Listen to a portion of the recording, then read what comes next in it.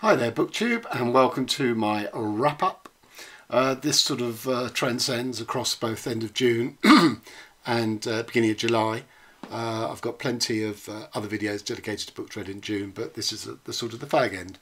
So, starting with Muriel Spark, Memento Mori. Now, Muriel Spark, she the doyenne of serious literary fiction BookTube, it seems.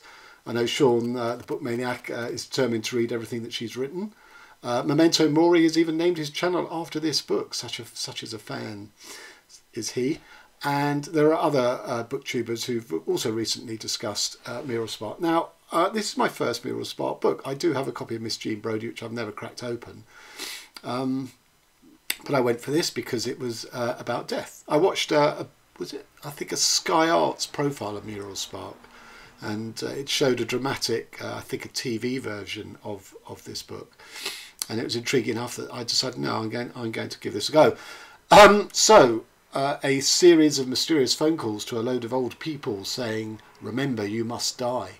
And each person hears the voice differently as to sort of class and sort of level of education.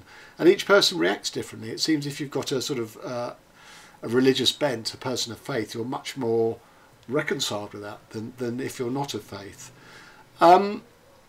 But what the book is a sort of, you know, a labyrinthine, sort of baroque series of sort of plots and, you know, relationships to, you know, backstab and do each other down, set against a constant worry about death and aging and, you know, whether that people should commit themselves or be committed to care homes, old age homes, or constantly changing their wills, which all feeds back into this sort of, you know, manoeuvring for position.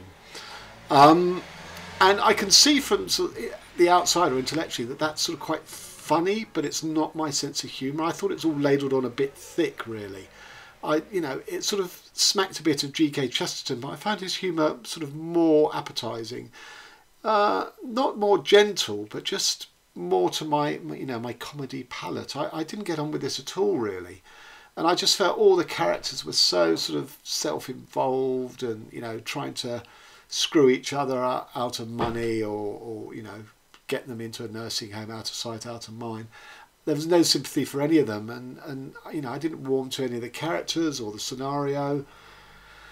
And I don't quite know what the message of this book was. Yes, it was talking about the indignity of age, but very few of the characters acted with dignity. They were all far too busy sort of behaving rather atrociously. So it wasn't that. And if it's the sort of the message of remember you must die, therefore rather than sort of, you know, let your sort of historical baggage, you know, 60 years down the line still determine your life, you know, enjoy life, what you've got left of it to live in the now.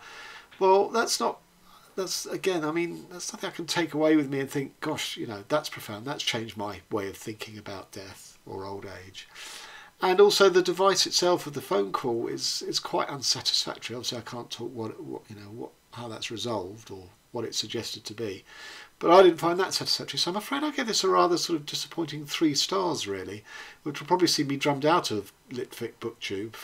Memento Mori will never speak to me again, because not only do I not like this, but I don't like Cormac McCarthy, his other literary, how should we say, love, amatore or whatever it is. Not that I think he's aware of my existence anyway, so I'll probably get away with it. So 3 stars.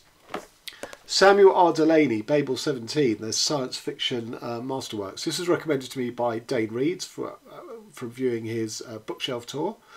And very good it was too. Thanks, Dane, for this recommendation. I really enjoyed it. It has a bit of everything in it. It's, you know, it's funny. It has a good lead character called Ryder Wong, as in right or wrong, right or wrong, or right a wrong, make a wrong right. It has good world building, and for me, the piece de resistance, the bit that made me want to pick this up in the first place, is it's about language. And 3 of my favourite 4 science fiction books, of which this is now 1 because it's 5-star, all concern language. So what is the book? Well, the Earth and its allies are under attack from invaders, and there seems to be this sort of code that is transmitting instructions for the next terrorist strike by the invaders behind the Earth's lines and the lines of its allies. So the military authorities make contact with Rider Wong, who's a sort of a poet of mass popularity, to get her to decode it, and she points out this isn't a code, this is a language. It has syntax and grammar, but it is an alien language. We have to try and penetrate what it is. And she sort of studies it enough that she can, unravel where the next terrorist attacks are going, and that's what the book is really. So the first section is she goes around recruiting a crew for the spaceship, which is brilliantly done, brilliantly imagined. So the pilot is recruited because he's in a wrestling match, because all out-of-work pilots do wrestling because it shows their sort of, their sort of lissomness and flexibility for, all the hyperspace, assaults on the body that they cope with. So that was quite a well-drawn scene. And then she goes to what's called decorporation zone of town, where there are dead spirits, which are very useful, sort of crew members, which are never really sort of seen or noticed, but they possess sort of senses and functionality that's really useful for the ship. The navigators come as teams of three and as ménage à trois, because part of them being good at their job is the interrelationship they have, which is an intimate sexual relationship as well. So all of that stuff is really well done. And the language part of it is is on the trace of this language, which I can't sort of spoil exactly what its source is, but it's an artificial language. It's not an organic language. And one of the characters, like Ryder, seems to have a natural capacity for understanding it, whereas no one else has. And she realises that this character, who's called the Butcher, and lives up to his name as a bit of an enforcer on the spaceship, he has no concept of I and you. And there's a brilliantly funny and tender section where Ryder is trying to teach him these words, to introduce him to these words, and he reverses them. So when he's talking to her, instead of saying you, he says I, and instead of saying I or me, he says you, and it's it's brilliant and it's poignant, and it's very funny. And I think even though some of the sort of theories behind language that Delany uses have probably been long since disproved since the 1960s, that didn't detract in any way, because it was about how he used it and embedded it in this book. And just finally on the humour, there's a scene where her crew have been invited onto a spaceship, is it a spaceship or a planet anyway, for this sort of sumptuous meal, by the guy who's the head of the armoury of Earth and its allies. All these sort of terrible, he takes her on a sort of tour of all these weapons, which again are brilliantly imagined. And then they have this sort of sit-down banquet, and an assassin turns up and starts shooting up the place. And the way Delany writes it is there's this sort of brilliant intercutting between bullets or whatever the ammunition is going into his targeted victims, and the food on the table sort of being not shot up. But one of the things that happen is the automatic sort of service of the food, which is all sort of automated and roboticized, takes a bullet early on, so it's sort of knocked out of use. So amongst all the bullets flying around hitting humans is all this sort of hilarious stuff about the food being served, with no sort of rhyme or reason, because the mechanism ordering it has been destroyed. And that was just very comic and very funny. So this was 5-star for me. As I say, some of the language theories have long since been outdated, but that really didn't detract in any way. On to Filthy English by Jonathan Meades, a set of short stories. Now, I've read Meades' 2 novels, The Fowler Family Business and Pompey, which is set in Portsmouth on the southwest coast of England, which is an old port town, particularly a naval dockyard, for that arm of the military. And Meades was, lethal on that part of the world. I think he must have grown up near there, because he moves it slightly from Portsmouth to Southampton, which is its great rival port, and the New Forest, which is where the late great playwright Dennis Potter was from. And Potter and Meades seem very, moved by, sexuality. There's sort of coprophilia. It's very scatological, both of them. So there must be something about that part of the world. And when I first saw this book, it didn't have this cover. It had a bulldog in a Union Jack sort of dog coat. So I thought, oh, this is going to be, and it was released in the 80s. Now I thought that's what it would be. It'd be about a sort of state of the nation of Britain in the 80s. But it isn't at all. It's actually, you know, during the war, the immediate post-war 40s and 50s, and that's just to the start of the 60s where most of these stories are set. And I don't know if he's making a point about how Portsmouth, Southampton and the New Forest, you know, denizens are 30 years behind the, you know, the big metropolises. That's why it's set in that period. It could well be. And there's sort of stories of people on the margins of society. Now on the margins, you know, they're probably heavily into drugs and all that stuff. But this is much more about, you know, people on the margins who make their living by sort of poaching or wheeler dealering in sort of stolen goods, fencing, all that sort of thing. And they're excellent stories. The title story, Filthy English, is about sort of, you know, Brits with sort of fascist sympathies during and straight after the Second World War. So, you know, pro-Mosleyites. And is a brilliant story, not just because of that, but how it's all reconciled. You know, it's very much set as a sort of family drama and a sort of family trauma of a child sort of, you know, learning about all this sort of fascist sympathies of his parents and how that's played out. It's a tremendous story. And just sort of by way to give you an idea of Meades' sort of beautifully rich language, but also his sort of, you know, that's his sort of high culture, but also his sort of, you know, low culture of sort of scatology and things. This is about a magic mushroom trip. He dried them in a low stove. It is impossible to gauge dosage. The cocktail of toxin that they contain is secreted by the kidneys and goes into the urine, which may be drunk. There is no diminution of effect, though if the fungus is abundant and easily available, there is no need to bother with such a practice, which, sad paradox, relies upon the subject's remembering to and ability to fill a vessel whilst in a state of advanced intoxication. That is what the court called it. The court also revealed that Bon had drunk scrumpy with coal gas bubbled through it. This, of course, is a variation on the traditional Gorbals milk drink known as Backlands Brie, which due to North Sea gas is no longer readily available. I suppose advanced intoxication will have to do, but I mean, he arrived on the plane from the direction of Kingsgarn Gutter with no shirt, no shoes, just a pair of filthy trousers. Now he is on all fours, screaming Rampton screams and roaring. Rampton is an infamous mental hospital in the UK. There are leaves and needles on his hair and his limbs are blood beaded. Now he is on his feet with electric bolts of atropine bounding round his brain and his tongue trying to get free of its roots. It is a vertical cartoon of Grand Mal. He is out of control. His vision is really fucked. It is as bad as a vorticist's. It is not a question of getting things wrong by doubles, but by squares and cubes. So that is Meade's style, and very wonderful it is too. So the penultimate book is Politics of the Asylum by Adam Steiner, who is a poet by trade. This is his debut novel.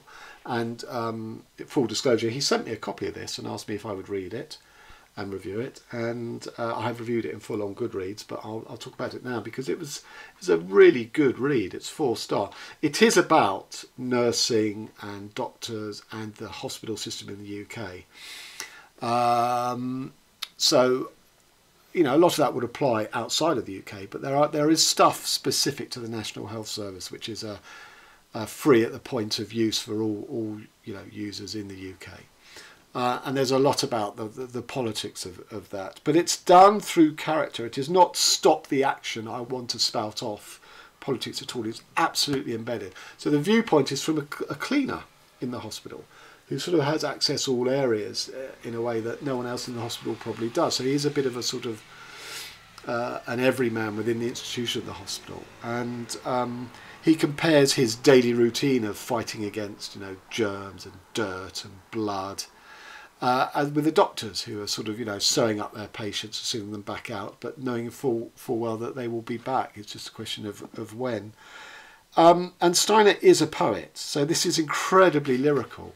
And you know, I think that's the strength of the book is the language. Muddy footprints, each one speaks. We were here, existing, however many seconds.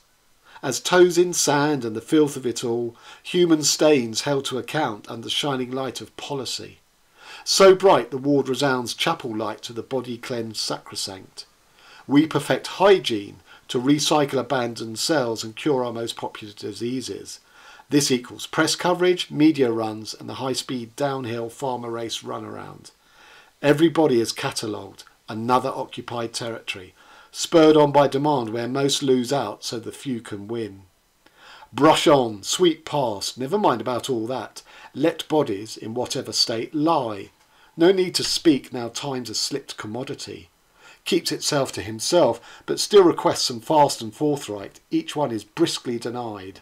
Those natural exchanges of love and trust others take for granted. Exclusive day-by-day concern of the healthy free. Wanting to be wanted but maintaining distance. Call out in vain. Turn around to answer myself. I'll get right on it. Keep busy. Don't think. To the floor. Losing face in this germ diaspora. Sickness makes no distinctions. So that is the lyricism of the book throughout. It never drops that.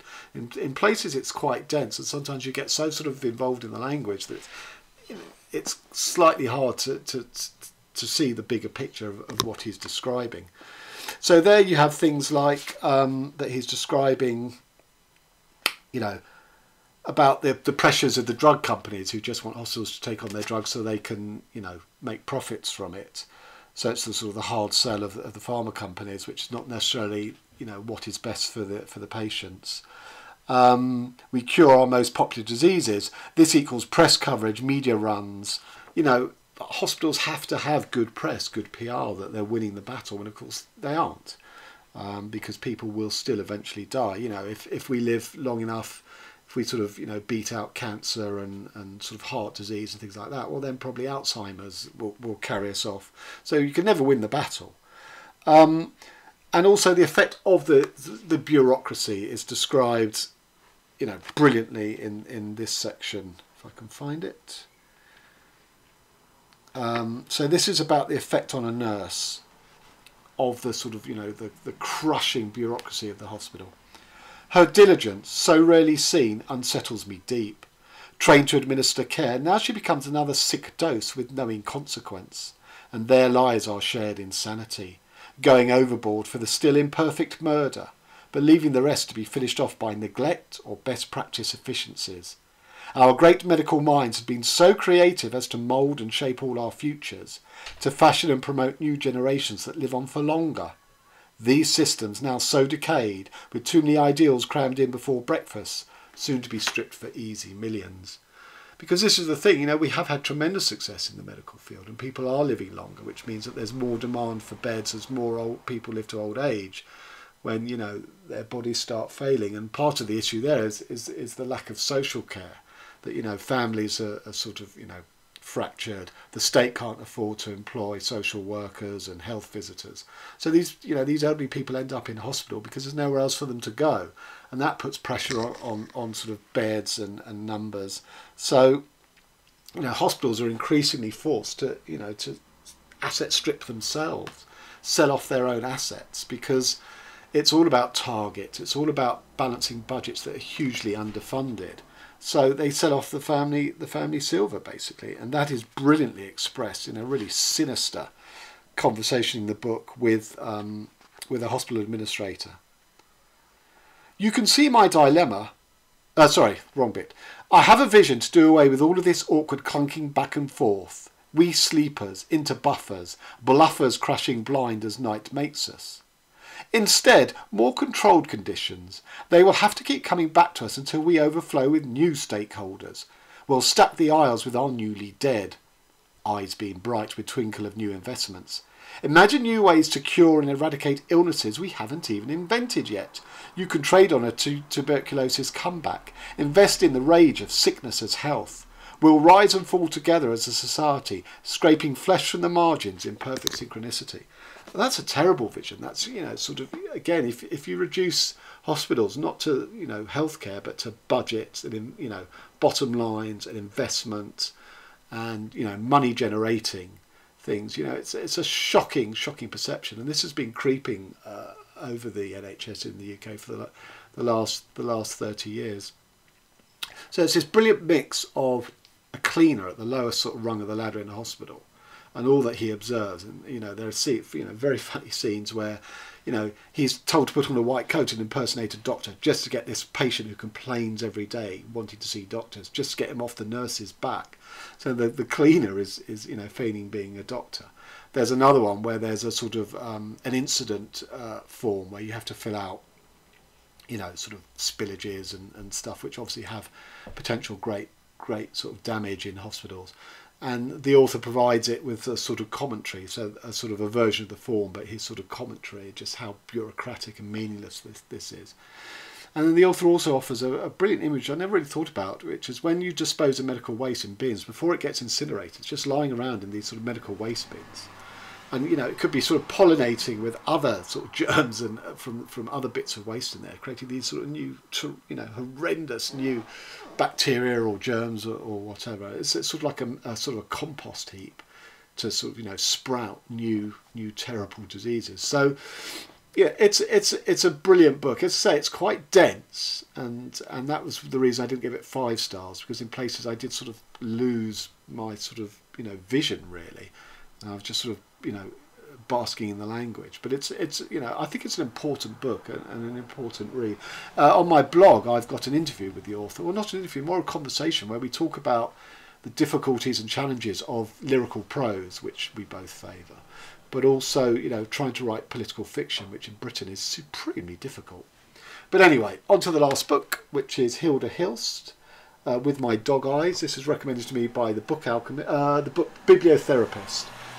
She's a Brazilian, not the bibliotherapist. Hilda Hilst was a Brazilian female author, ranked along Clarice Lispector, who I really like. So I was very keen to see what this book is like, and do I have a second Brazilian female writer to go into my pantheon. And it's a very short book. It's only 56 pages, and it's basically about a maths academic in university who one day in the middle of one of his seminars or lectures is just sort of staring out into space, and the university sort of think he's having a bit of a breakdown, and they send him home on leave, and he sort of crumbles because all he has there is time to think at home, and he sort of is crumbling apart because he's trying to reconcile the sort of mundane things of being a father and a husband and keeping a house together, which are messy human things, with the pure maths that has been all his life, and how the two don't really meet, and how the world of words and emotions completely undermines that. And it is a book about an unravelling, and it's brilliantly done, and I gave this 4 stars.